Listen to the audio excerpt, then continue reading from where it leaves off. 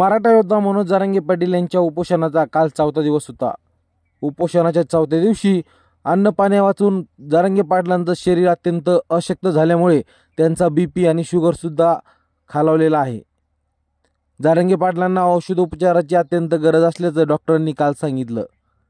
हे सगळं हृदय पिळून टाकणारं दृश्य बघितल्याच्या नंतर राज्यभरातील कानाकोपऱ्यातून मराठा बांधव हे सराटी अंतरवालीला येत आहे आणि हजारोच्या संख्येनं नव्हे तर लाखोच्या संख्येने येत आहे। याच आंदोलनाला प्रति आंदोलन म्हणून वडीगोद्री गावामध्ये सुद्धा ओबीसीचं लक्ष्मण हाके आणि वाघमारे यांचं एक उपोषणाचं आंदोलन चालू आहे आणि त्या ठिकाणी खरं तर पोलिसांमध्ये आणि मराठा समाजातील बांधवांमध्ये बाचाबाची झाल्याचं काल बघायला मिळालं।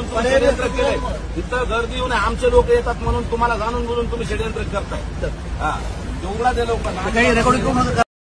हाके बसलेले आहेत त्या उपोषणाच्या समोरूनच आंतरवालीला जाण्यासाठी रस्ता असल्यामुळे मराठा बांधव त्या रस्त्यातून जात असताना पोलिसांनी त्यांना त्या ठिकाणीच अडवलं। मराठा बांधवांनी पोलीस हे जातीवाद करत आहे असा आरोप देखील पोलिसांवरती केला।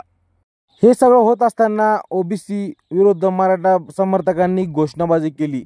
नंतर पोलिसांनी सावध पवित्रा घेत या दोन्ही आंदोलकांना शांत करून मराठा समाजातील बांधवांच्या गाड्या त्या ठिकाणाहून जाऊ दिल्या।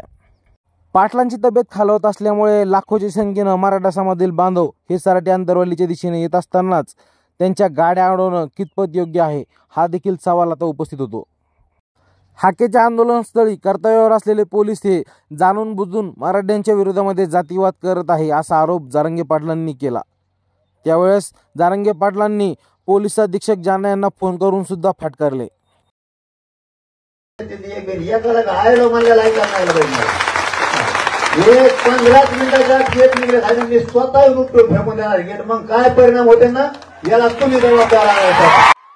मराठा बांधवांची जर का अशीच अडवणूक तुम्ही केली तर मी स्वतः वडीगोद्रीचे ते बॅरिकेटिंग येऊन फेकून देईन, मग पुढं काय होईल ते होईल पाहून घेऊ, मी कोणाला घेणत नसतो अशा शब्दात जरांगे पाटलांनी जालन्याच्या पोलीस अधीक्षकांना फटकारले। सराटी अंतरवालीला येत असलेल्या मराठ्यांची अडवणूक करणाऱ्या जातीवादी API जाधवला तात्काळ निलंबित करा अशी मागणी देखील मनोज जरांगे पाटील यांनी जालन्याच्या पोलीस अधीक्षकांकडे लावून धरली। या व्हिडिओबद्दल तुम्हाला नेमकं काय वाटतं, तुमचं मत कमेंट बॉक्समध्ये नक्की सांगायला विसरू नका। व्हिडिओ जर आवडला असेल तर नक्कीच एक लाईक करा आणि जास्तीत जास्त शेअर करा। तुर्तास धन्यवाद। जय शिवराय।